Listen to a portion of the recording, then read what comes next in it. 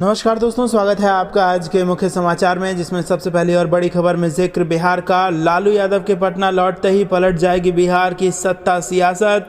दूसरी बड़ी खबर में जिक्र होगा कि बिहार में फिर बढ़े नए कोरोना संक्रमितों की संख्या, 190 से बढ़कर हो गई 260। और तीसरी बड़ी खबर में आपको बताएंगे कि यूपी कांग्रेस ने चुनाव से पहले शुरू किया सोशल मीडिया प्रशिक्षण शिविर। दोस्तों, हर एक खबर की गहराई में आपको ले जाएंगे, लेकिन उससे पहले अगर आपको भी ऐसा लगता है कि यूपी के चुनाव में भाजपा को बड़ा नुकसान होने जा रहा है, तो आप अभी इस वीडियो को लाइक कीजिए और इस लाल बटन को दबा के चैनल को फ्री में सब्सक्राइब करके घंटी बजाकर कमेंट में लिखिए जय हिंद। दोस्तों, रुक करते हैं तमाम बड़ी खबरों की तरफ। बिहार पॉलिटिक्स, तो लालू के पटना लौटते ही पलट जाएगी बिहार की सत्ता सियासत। जी हां दोस्तों, चारा घोटाला मामले में 2.5 साल तक जेल में बंद रहने के बाद जमानत पर रिहा हुए लालू प्रसाद यादव के पटना लौटने की खबरें सामने आ रही है। कहा जा रहा है कि राजद की स्थापना के 25 वर्ष पूरे हो रहे हैं। बता दें कि राजद की स्थापना वर्ष 1997 में लालू प्रसाद यादव ने जनता दल से अलग होकर की थी। पार्टी ने स्थापना दिवस को प्रदेश, जिला, प्रखंड और पंचायत स्तर पर मनाने का निर्णय लिया है। कहा जा रहा है कि इस दिन लालू प्रसाद यादव पटना में राजद कार्यकर्ताओं को संबोधित भी कर सकते हैं।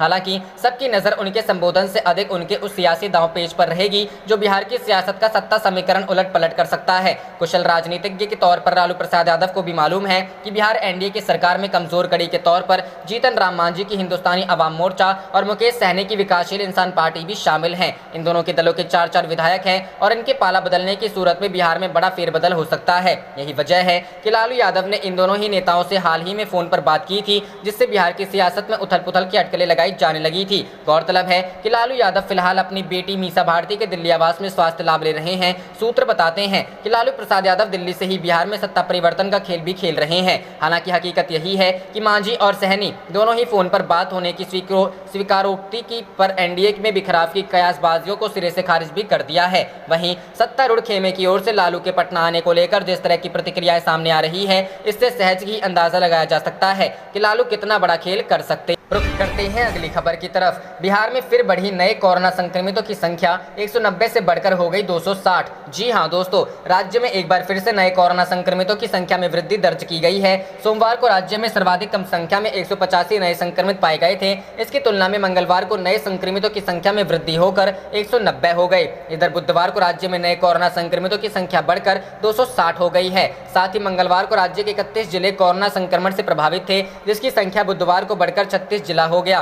बांका व शेखपुरा जिले में नए संक्रमित नहीं पाए गए। राज्य के 36 जिलों में पाए गए 260 नए कोरोना संक्रमितों में पटना जिला में सर्वाधिक 32 नए मामले पाए गए हैं। सारण व सहरसा जिला में 18 नए मामले पाए गए, जबकि लखीसराय में 15, मधेपुरा में 14, खगड़िया व पूर्णिया में 13, दरभंगा में 10 शामिल हैं। बिहार में कोरोना के खिलाफ लड़ाई को सशक्त बनाने के लिए जांच की संख्या में वृद्धि की जा रही है। बिहार में कोरोना के 2 लहरों के दौरान पहली बार राज्य में कोरोना के सैंपलों की रिकॉर्ड संख्या में जांच की गई। पिछले 24 घंटों के दौरान राज्य में पहली बार 2,05,056 सैंपलों की जांच की गई।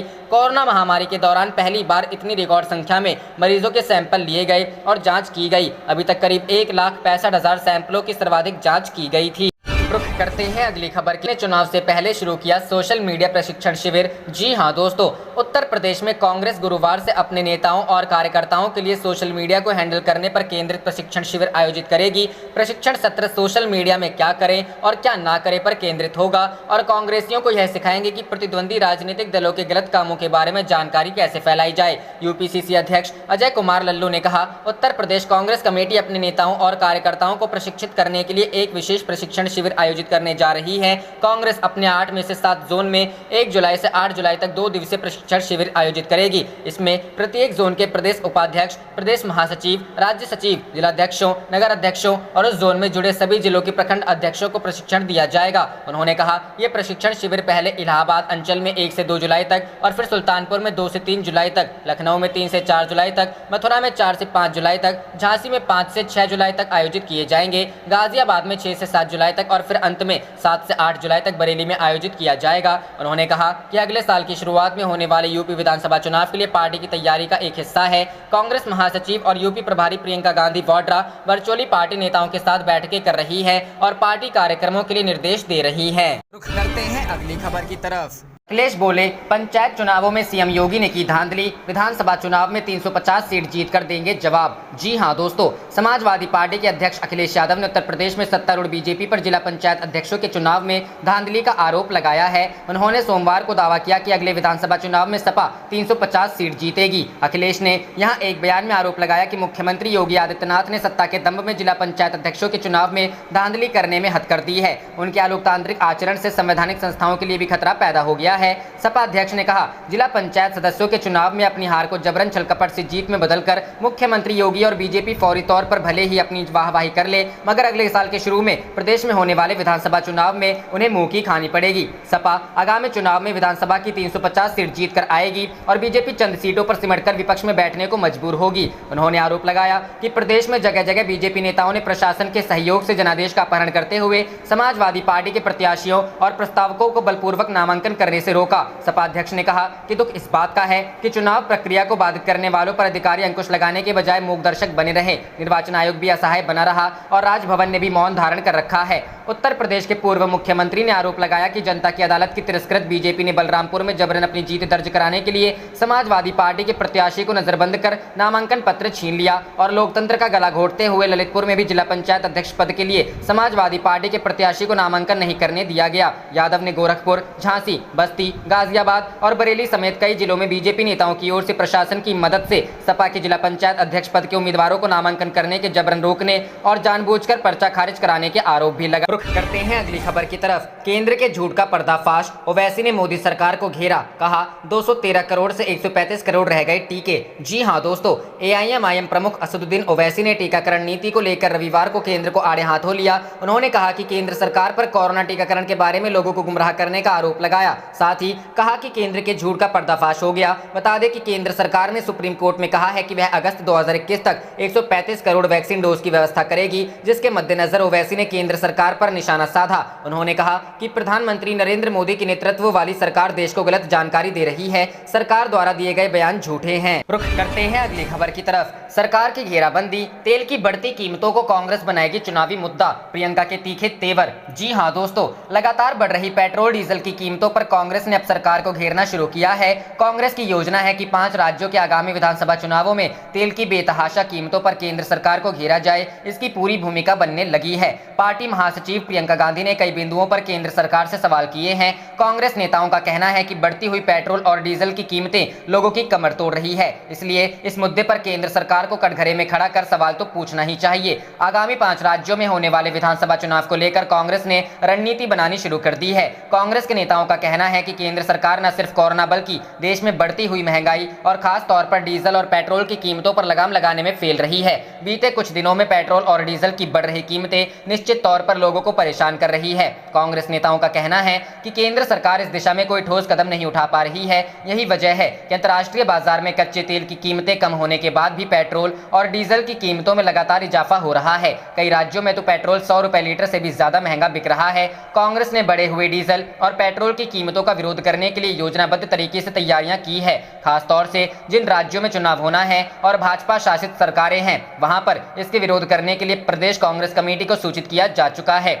सभी राज्यों के प्रदेश कार्यकारिणी ने जिला, तहसील, ब्लॉक और छोटे शहरों से लेकर गांव स्तर तक पर अपने कार्यकर्ताओं के माध्यम से पेट्रोल और डीजल के विरोध के लिए न सिर्फ सोशल मीडिया बल्कि जहां पर आवश्यक हो वहां पर सामाजिक दूरी को ध्यान में रखते हुए विरोध करने के लिए कहा गया है। कांग्रेस के कोषाध्यक्ष पवन बंसल कहते हैं कि केंद्र सरकार बढ़ी हुई डीजल और पेट्रोल की कीमतों को रोकने में नाकाम रही है। रुख करते हैं अगली खबर की तरफ। हरिभूमि की खबर पर राहुल गांधी का ट्वीट, देश को उनसे सच्चाई की थी उम्मीद, जो नहीं जानते सच क्या है। जी हां दोस्तों, वैक्सीनेशन को लेकर कांग्रेस पार्टी केंद्र सरकार पर हमलावर है। इसी कड़ी में कांग्रेस के पूर्व अध्यक्ष राहुल गांधी ने केंद्र सरकार पर निशाना साधते हुए ट्वीट किया है। उन्होंने ट्विटर पर लिखा, देश को उनसे सच्चाई की थी उम्मीद, जो नहीं जानते सच क्या है। ट्वीट के साथ उन्होंने दैनिक अखबार हरिभूमि की एक खबर की कटिंग शेयर की है, जिसका हेडलाइन है, सुप्रीम कोर्ट को दिए हलफनामे में केंद्र सरकार ने लिया यू टर्न, अब मिलेंगे 135 करोड़ टीके। मई में था 216 करोड़ वैक्सीन का वादा। इसके पहले पीएम मोदी के रेडियो कार्यक्रम मन की बात के बाद राहुल गांधी ने ट्वीट किया रहा कि पीएम मोदी को वैक्सीन की किल्लत को खत्म करनी चाहिए। राहुल गांधी ने प्रधानमंत्री के मासिक रेडियो संबोधन मन की बात के प्रसारण के बाद यह बात कही, जिसमें पीएम ने टीके को लेकर हिचकिचाहट खत्म करने की बात कही है। कांग्रेस नेता ने मन की बात हैशटैग इस्तेमाल करते हुए ट्वीट किया, काम की बात सिर्फ एक वैक्सीन की कमी खत्म करो, बाकी सब ध्यान भटकाने के बहाने हैं। रुख करते हैं अगली खबर की तरफ। ममता बनर्जी ने गवर्नर पर लगाया बड़ा आरोप, कहा जगदीप धनखड़ भ्रष्ट व्यक्ति। जी हां दोस्तों, पश्चिम बंगाल की मुख्यमंत्री ममता बनर्जी ने सोमवार को राज्य के गवर्नर जगदीप धनखड़ पर बड़ा आरोप लगाया। उन्होंने कहा कि राज्यपाल जगदीप धनखड़ एक भ्रष्ट व्यक्ति हैं। उनका नाम 1996 के हवाला जैन मामले की चार्जशीट में था। मैंने उन्हें हटाने के लिए 3 बार लेटर भी लिखे। ममता के आरोपों पर कुछ ही देर बाद राज्यपाल धनखड़ ने जवाब दिया। उन्होंने कहा कि मुख्यमंत्री ममता बनर्जी ने प्रेस कॉन्फ्रेंस में सार्वजनिक तौर पर कुछ गंभीर आरोप लगाए। ये बहुत दुर्भाग्यपूर्ण है। मुझे उम्मीद नहीं थी कि वे सनसनी फैलाने के लिए गलत जानकारी देंगी। किसी चार्जशीट में मेरा नाम नहीं है, ऐसी कोई दस्तावेज नहीं है। यह गलत सूचना है। मैंने हवाला चार्जशीट में किसी कोर्ट से स्टे नहीं लिया है, क्योंकि ऐसी कोई चार्जशीट थी ही नहीं। राज्यपाल ने कहा कि सभी आरोप झूठे और गलत हैं। जैन हवाला केस में कोई दोषी नहीं है। उन्होंने महामारी के समय अपनों को रेवड़ी बांटी है। मैं ममता बनर्जी को छोटी बहन मानता हूं। उन्होंने जो कहा वह सच से परे है। यशवंत जी हवाला केस में चार्जशीट में थे, इसलिए ममता बनर्जी को उनसे चर्चा करनी चाहिए। क्या उन्हें जनादेश इन बातों के लिए मिला है कि सभी संवैधानिक संस्थाओं को खत्म किया जाए? इसकी अनुमति नहीं दी जा सकती। आप देख रहे थे आपका अपना चैनल जय हिंद जय भारत।